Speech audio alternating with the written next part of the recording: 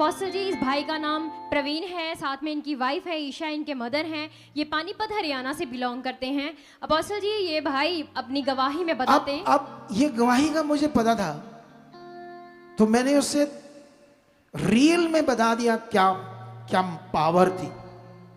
जब जब मुझे गवाहियों के बारे में पता होता तो फिर उसको सुनने में आपको मजा आएगा। यही काम आपको करना पड़ेगा। इनकी चाहत थी बाहर जाने की, उनकी नहीं चाहत थी, वो तो किसी ने कंपेल किया उसको बाहर जाना चाहते हो, और उन्होंने यस कर दी और फंस गए।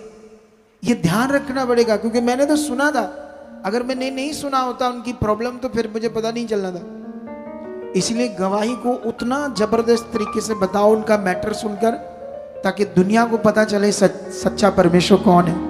हाँ बताओ दोबारा। अपोस्टल जी, ये भाई हैं प्रवीण, साथ में इनकी वाइफ है ईशा और इनकी मदर हैं। ये पानीपत हरियाणा से बिलोंग करते हैं। अपोस्टल जी, 2018 की बात है। ये भाई अपनी गवाही बताते हैं कि इनको सबसे पहले तो ऐसे जुकाम रहता था और इनका नाक जो था हमेशा बहता ही रहता था। ये बताते कि जुकाम हर टाइम इन्हें रहता था और उसी के साथ इन्हें बुखार हो जाता था और लगातार दवाइयाँ खाते थे, और कभी इतनी गर्म दवाइयाँ खा दी कि इनको पीलिया भी हो गया। पीलिया आने के सिम्टम्स शुरू हो गए थे, पीलिया बन गया, दवाइयाँ स्ट्रॉन्ग थी, लीवर में गर्मी पड़ गई। और उस दौरान अपोस्टल जी ये दवाइयाँ तो खा ही रहे थे, इसके साथ साथ बाबाओं के पास भी जा रहे थे और हल ले रहे थे, लेकिन बताते कि कोई हल इन्हें मिला ही नहीं। उसके बाद इन्होंने बताया कि ऐसे ही ये दवाइयाँ खाते रहे और ज़ुकाम बढ़ता गया। लेकिन 2019 में इनकी फिर शादी हो गई और उसके बाद 2020 में इनको ये इनके साथ जो खड़ा है वो पहला बेटा इनको दिया। पहला बेटा इनका हुआ और उसके बाद भी इन्होंने बताया कि जो इनकी ज़ुकाम का काम था, जो रोग, वो बताते कि वो लगातार इतना ज़्यादा बढ़ गया कि इनको अब जब ये लेटते थे बिल्कुल सीधा तो इन्हें सांस लेने में प्रॉब्लम आने लगी और इनकी सांस एकदम से रुक जाती थी। और अपोस्टल जी इतना हड़बड़ाते थे, घबराहट होती थी, बेचैनी होती थी इनको। फिर इन्होंने जब डॉक्टर से कंसल्ट की तो डॉक्टर ने समझा कि जो इनका नाक हमेशा बहता रहता है, सारा कुछ जाना। और उसके बाद इनकी नाक को चेक किया तो डॉक्टर ने बताया आपके नाक का अंदर का मांस बहुत ज़्यादा बढ़ गया है और उसीलिए आपको लगातार थेरेपी लेनी है, ट्रीटमेंट करवाना है तो ही हल होगा।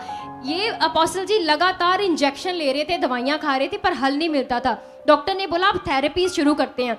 6 महीने तक इनकी थेरेपी चली, जिस दौरान इनकी पूरी बॉडी में सुइयां लगा दी जाती थी। अपोस्टल जी नाक के अंदर भी सुइयां, और इनको वो करंट पास होता था और पूरी बॉडी कांपती थी। ये एक ऐसी थेरेपी थी जो इन्हें 6 महीने तक लेनी पड़ी। मतलब नाक में मांस बढ़ने की वजह से? जी अपोस्टल जी, सांस नहीं आता था उससे। हाँ जी, तो थेरेपी चल रही थी, थेरेपी चल पूरी रही थी। बॉडी में सुइयां लगाकर करंट से उस मांस को साड़ना था, जलाना था जी, जिससे ये बताते हैं कि कुछ हद तक इनकी सांस हल्की हो जाती थी। लेकिन अच्छा, इतनी सांस दिक्कत से आती थी? जी।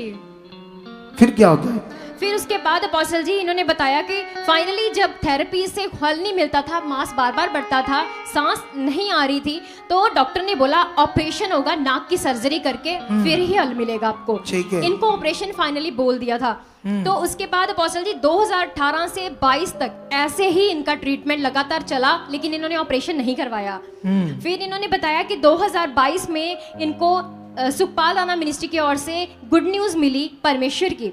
और उसके बाद पहली बार 2022 में ये भाई जब पहली बार चर्च में आए, आपके द्वारा लेहन प्रार्थना हुई, तो उसी एक लेहन में ही परमेश्वर की सामर्थ ने काम कर दिया और इनका नाक का मांस अंदर ही पूरी तरह खत्म हो गया।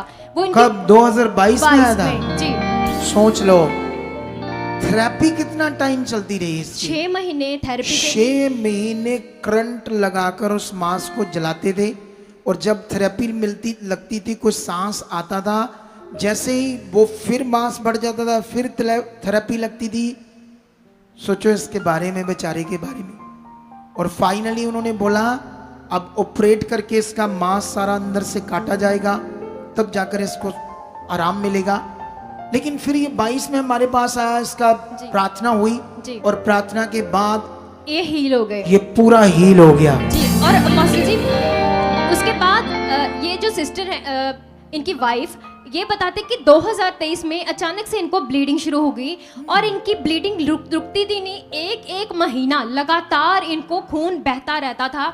ऐसी प्रॉब्लम आ गई थी जिसके कारण इन्हें पूरी तरह खून की कमी हो गई, वीकनेस हो गई और इन्हें हॉस्पिटल में भर्ती भी करवा दिया गया, इतनी प्रॉब्लम थी। और अपोस्टल जी उसी दौरान ये बताते कि इन्होंने फिर ऑनलाइन से फ़ोन किया और जो हेल्पलाइन नंबर थे उसी के दौरान इन पर जब प्रार्थना की गई तो ये बताते हैं कि फिर इनकी जो वाइफ थी वो हील हो गई थी, यानी कि वो ब्लीडिंग जो लगातार 1 साल से लगातार इनकी लाइफ में हो रही थी, बहुत बुरा हाल था, वो पूरी तरह से बंद हो गई थी। और ये इनकी दूसरी गवाही थी। और उसके बाद इन्होंने बताया कि ये 6 साल बीत गए थे, एक ही बेटा था इनका। उसके बाद इन्होंने काफ़ी बार ट्राई किया कि एक बच्चा हो जाए, लेकिन इनको कभी भी दूसरा बच्चा होता ही नहीं था, प्रेगनेंसी हुई नहीं। तो इसीलिए ये बताते हैं कि इन्होंने इस बात के लिए परमेश्वर के आगे लगातार चाहत की, क्योंकि इन्होंने बड़े काम देख लिए थे।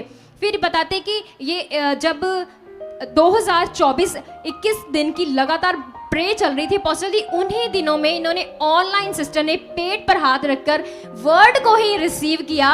तो 6 साल बाद सिस्टर फिर प्रेग्नेंट हुए और इनको परमेश्वर ने नॉर्मल ही बेबी गर्ल से भी ब्लेस किया है। तारीफ करो जोर से, हालेलुया।